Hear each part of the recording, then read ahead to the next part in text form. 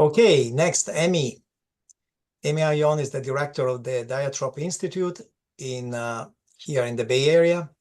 She's a writer, artist, and educator. She has studied the interface between art and neuroscience for a long time. I don't want to say how long because it makes you feel old. And she has published, if I'm not mistaken, 6 books, and the new one is Neuroscience and Art, the Neurocultural Landscape, just released last month. Okay, let's see if you can share your screen, and then it's all yours. Okay. Perfect. So I guess I should start off by saying the last book talked about brain plasticity. So I won't fully advance what Carolyn was talking about, but I will mirror her in doing a romp through my topic, which is neuroscience and art, the neurocultural landscape, as Pierre said. The book is focused on how understanding ourselves as humans is incomplete without considering both biological and cultural aspects. And I examine this obviously through neuroculture, which I use to explore the power of art in creating a bridge between cultural and neuroscientific lines of inquiry. In the book, I look at both clinical and non-clinical populations. And in doing this, I examine historical foundations. I distinguish cognitive and developmental, or congenital, I'm sorry, I should say, and developmental conditions from those that are acquired. I emphasize how the brain constructs our sensory experience. And I accentuate that art includes the use of motor skills, memory, active visualization, the development of specialized skills, and so forth. And in the process of doing this, I also distinguish people who have an ongoing art practice from those who turn to art for therapy. So the chapter abstracts and the abstract for the book are available at my page, amyione.com. So I'm just going to jump right in here. In Sir Francis Galton's book, Inquiries into Human Faculty and Its Development, published in 1883, he talked about nature versus nurture, and he's best known for that aspect of his work. This book takes a different approach because we now know that genetic and environmental strategies are both important and influence brain development. Both help us understand how the brain functions, as well as the unique ways in which each individual functions. So I'm going to talk about Galton's compilation on the left when I get to neuroscience.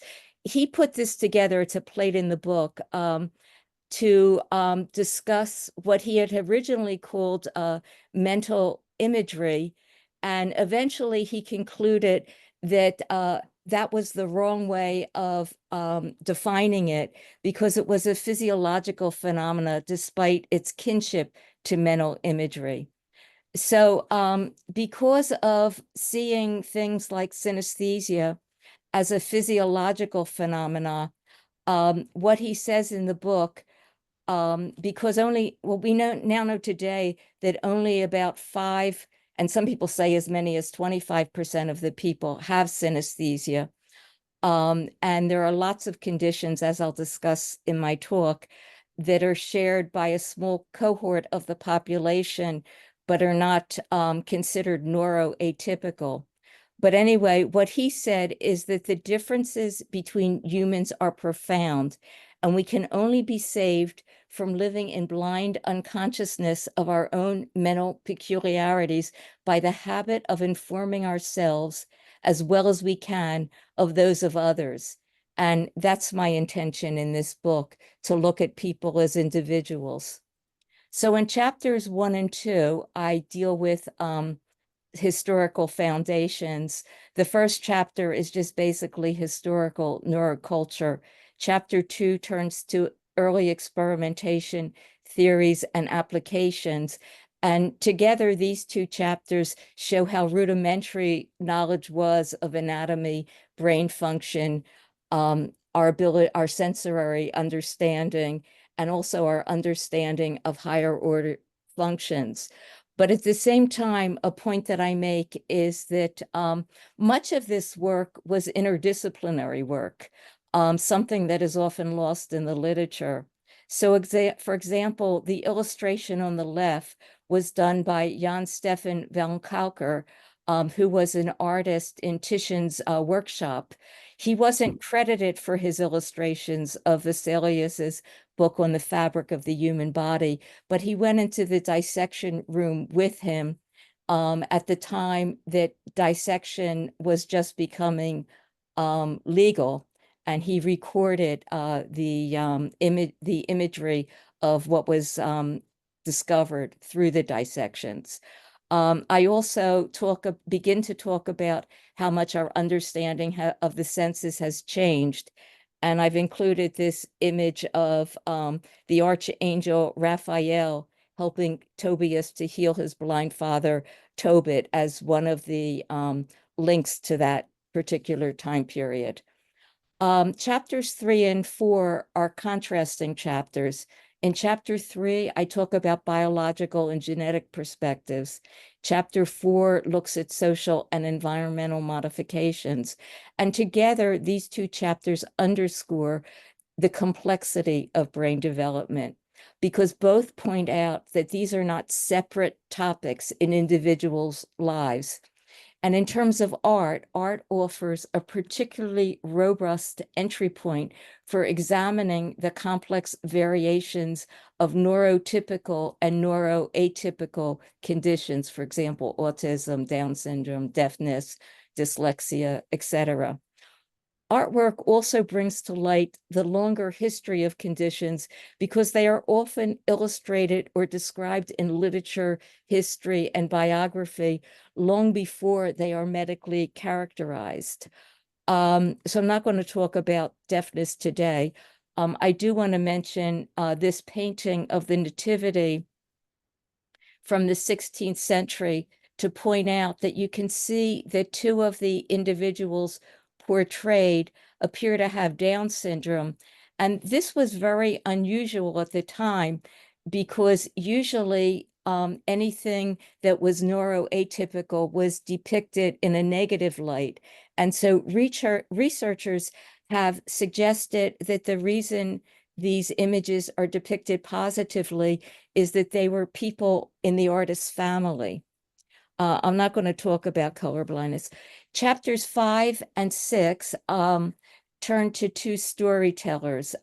Chapter 5 is on Iris Murdoch. Chapter 6 is on Oliver Sacks.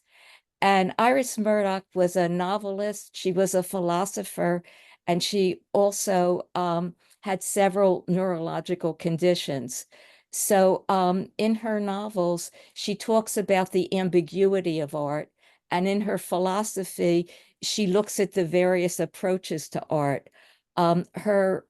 She was deaf starting in her 30s. And then when she died, she had been she had been deteriorating from her Alzheimer's disease for many years. And because she hand wrote her manuscripts, they were able to do some comparisons of how her writing style changed with MRIs of her brains that were taken after she died. Oliver Sacks offers a quite different case study. Obviously, as I'm sure you will know, he was a neurologist, and he also reported on his own neurological conditions. He had migraines. He suffered from prosopagnosia, which means he had an inability to recognize faces. The features weren't distinct for him. It was all blurry. And I'll talk about prosopagnosia soon. He also was a big advocate of music therapy, having used it in his own life with some of his own health problems. Chapter 7 turns to image technology, and this in some ways builds on Carolyn's talk. because it talks about other ways of seeing the impact of image technologies. I'm not going to talk about the magic lanterns here, but I did want to point out that this is a compilation of some of Edward Muybridge's work, his locomotion studies, which some people see as a precursor to film. Also were funded by the Department of Neurology at the University of Pennsylvania, because the doctors saw it as a good way to study gait, for example, and medical conditions. To get back to the Impressionists per se, here's Renoir, and for the last 20 years of his life, he suffered from a debilitating rheumatoid arthritis. And you can vaguely see his gnarled hands in this painting here. His medical records don't exist, but primary sources like this film that was shot in 1950 give us some insight into the difficulty he had in painting. And you can also look at his paintings and see how his painting style becomes much coarser as he struggles with the arthritis. I don't have the Monet film that was also shot at that time, but Carolyn's talk brought it to mind because it was black and white, and you see him painting some of the water lilies that she showed in her talk. This image on the right is still shots from a case study on multiple personality that was done by two doctors to disseminate information about one of their cases. I wanted to include it here because this use of intertitles to move the film forward is a motif that's commonly found in silent films, and probably many of you have seen it when you've seen silent films in the theater. And again, the technology developed across disciplines, and this is an example of how it was used in medicine. My chapter also includes 4 case studies. Buster Keaton, who was a silent film actor and director, began in vaudeville, and he went through so many concussions and physical disturbances that it's unbelievable. Ingmar Bergman includes a mute person in her persona being masked, and in other films as well. I also do a comparison of 2 Italian film directors who had strokes, Visconti and Fellini. And amnesia is a trope that's often used in film. And obviously, memory studies is an area of interest in neuroscience. And so I talk about that as well. Chapters 8, 9, and 10 are chapters that deal with therapeutics. In chapter 8, I deal with therapeutics through war and art. And the point here is that humans create wars. And so the medical advancements and the artistic statements are in response to something that is created by humans. And so we also see artistic reactions that speak out against war, such as Picasso's Guernica. Chapter 9 just turns to therapeutics per se, and I look at a lot of ways in which people theorize about therapeutics and fields of inquiry that are used in terms of therapeutic. And then I turn to several case studies to point out that particular individual cases don't mirror the kinds of philosophical and theoretical writings that we often read on this topic. And then in chapter 10, I kind of take this one step further, and I look at case studies in which people have used their therapeutics as a seed for the art that they do. And also they've used it as a form to communicate to others what it feels like to either have a particular condition or to explain what a particular condition is using an artistic vantage point. So here's Guernica, Picasso's Cry for Peace, very relevant these days. And then in chapters 11 and 12, I look at face blindness in chapter 11 and synesthesia in chapter 12. Face blindness, the technical term is prosopagnosia, is a cognitive disorder, as I pointed out earlier, of face perception, in which a person is unable to recognize faces, including one's own face. And this isn't something that people, even when they try to address it, can heal it. It isn't something that brain plasticity will take care of. And I'll get to that in just a second. In chapter 12, I talk about synesthesia and the senses, and synesthesia is generally defined simplistically and as a phenomenon in which the stimulation of one sensory or cognitive pathway leads to involuntary experiences in a second sensory area. And in this respect, it offers an example of a deviation from the rubric that we have 5 distinct senses.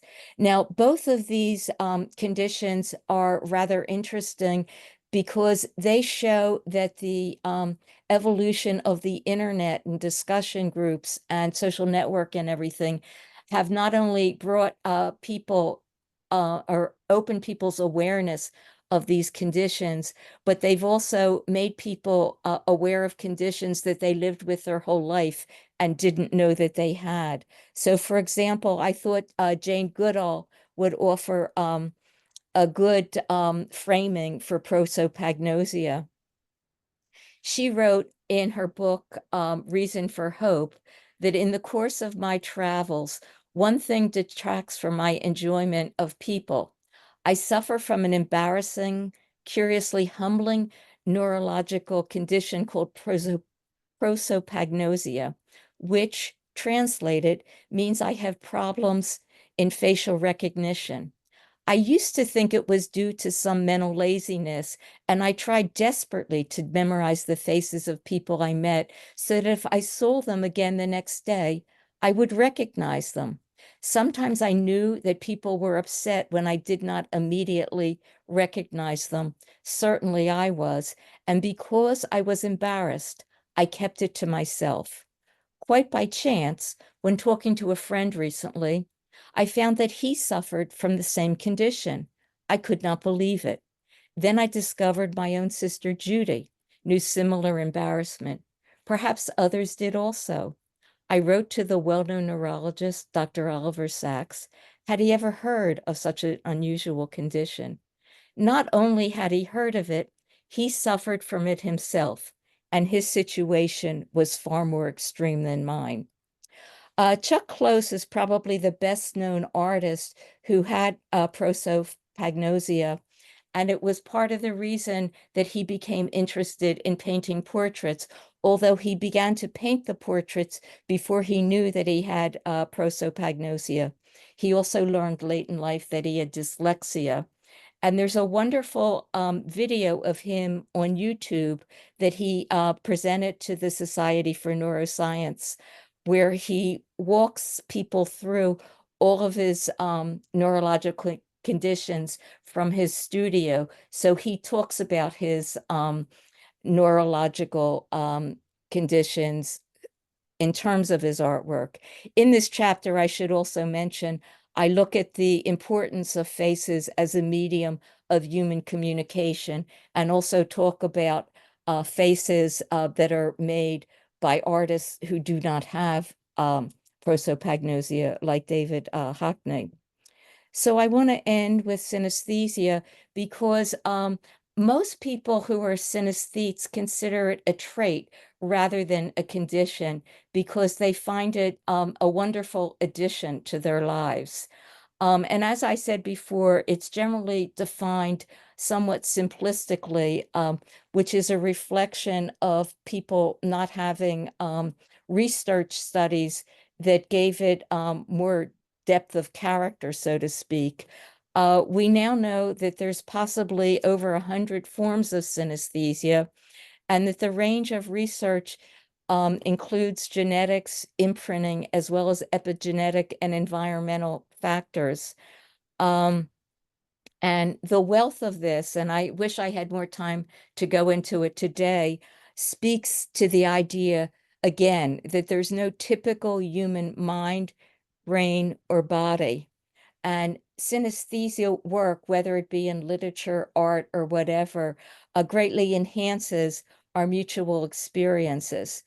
So a professor of neuroanatomy who has synesthesia explained it, and I thought this would be a good quote to share because it gives a sense of how people who have synesthesia feel about it. And he said, "Let me say that this is a delightful trait to have. I tend to use it consciously and unconsciously to help me remember correct sequences of numbers, phrases, and letters to help me remember names and locations of anatomical structures, especially neuroanatomical structures. And you should see the beautiful array of colors in the brain and neuropathological classifications. I could go on, but these will serve as a few examples." So to conclude this, as I said, romp, it's often said that artists are in some ways neurologists, studying the brain with techniques that are unique to them, but unknowingly studying its function and organization. Combining artwork with quantitative research, as I do in my book, gives us insight into who we are and speaks to the neurocultural experience.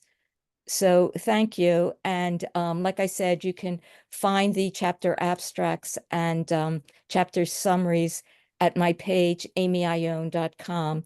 And if you think of anything you'd like to ask me about that we don't cover this evening, feel free to send me an email at amy.ione.2@gmail.com. Thank you, Amy. Sure. Very nice. Quick question. Sure. In chapter 9, I think. Chapter Uh-huh. 9, you talked about the art therapy. Right. I heard of music therapy. Is there some other kind of art therapy that is not with music? Well, people use painting for therapy. A lot of Alzheimer's patients, for example, use painting, and it's just used in general for like depression and all kinds of things. Parkinson's patients often use dance therapy. And people who suffer from strokes, for example, often turn to painting, although they've never been paintings before, because they see it as a means to try and express for others what they feel inside. And so there's really a whole range of therapies. And it's music therapy is probably well known because everybody reacts to music. And a lot of artists, for example, Beethoven, who I discuss in the book, lost his hearing. And he found that composing music was therapeutic, even though he couldn't hear it. So again, with brain plasticity, it didn't return his sensation of hearing to him, but it was a therapeutic thing. So there are a lot of different ways that you can look at art therapies.